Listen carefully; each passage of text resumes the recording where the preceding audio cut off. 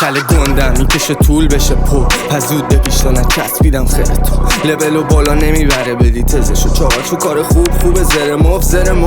هیتم شین 90% دلت بیته این همه قدمت دارین هنو قلزت هیچ باید کاراتونو گوش داد و بهش خندید فیدبکم سر همین میگیرین و کیف کردین زدیم بیشتر هم رسیده بیشتر بوش رب بچه نمیخواد همه ریختن تو میکنی شروع شلاتی سیس بد جورو میگی ستون بهم یه دسی مفتون سر پول چاقالا میریزن این ور خون پیر ارزونه چیزی کسی نیست لیوش مجبورن تو نیستش هیچ وقت زود در اومده ماه جوابگوی 6 شب روز شما چیا میگین همه چیز زیادی ریخته کلی بریز به پاشه چیزی نیازی نیستش و زیدا زیادن و میچاقین بیزنس همه زیبایی پیش میره همینا لیریکسه حفظینه چون مثل خیلیه پیش یلیه کشی سکسی چه ما رو سیاه نکنید اینجا فطریه جوری که صورتی هم میگیم همون مشکی بش 5 اومدی به دو چی باشه حواسه که چاقال عواقبش نیست با به مزاجه یکی که فقط نجاتت میده مرامه دو این که به فلافل نگید فلافل میگی چی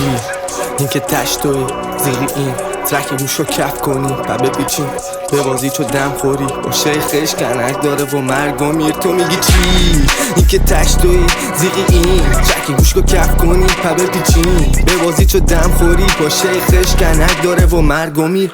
اول رو هم اما خایمال زیاده پیت ندم بعد خواهن شیخ داستانی داره واسه تشخیص خوب و چاقال آشغال نیاز تشتام با خاموشن اگه آفتاب بیادش میشه پیاده اسکل از تو لنج باد میشه کشور پخش کف خوزستان خلف صوتینی میکنمش تو چشمات اگه بیای بی ترس این که بره چونت باخت اگه فاز بیف با ما داری کنسل کن میکنیم لولت باد میسازیم فارخت دو شیخ خونوادش یکن شهرش دو میشه سه هر کدومو بیای لفظشو دارین عشقشو فقط که مثل شخصی ها افتادید پشت سرم من کوچیک اونایی هم که کس نگن احترام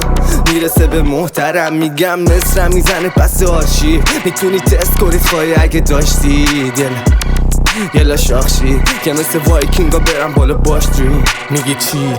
این که تشتوی زیری این ترک روشو کف کنی و بپیچین به بازی چو دم خوری با شیخش کنک داره و مرگ و میر تو میگی چی این که تشتوی زیری این ترک روشو کف کنی و بپیچین به بازی چو دم خوری با شیخش کنک داره و مرگ و میر همه زومت تو رب جنوب و امضا زد این کاره نی هرکی کنه این کارم حجی هم شدم برسا رو حفظ داشتم یلا پا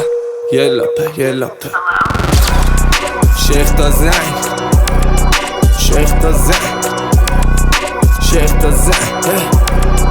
یلا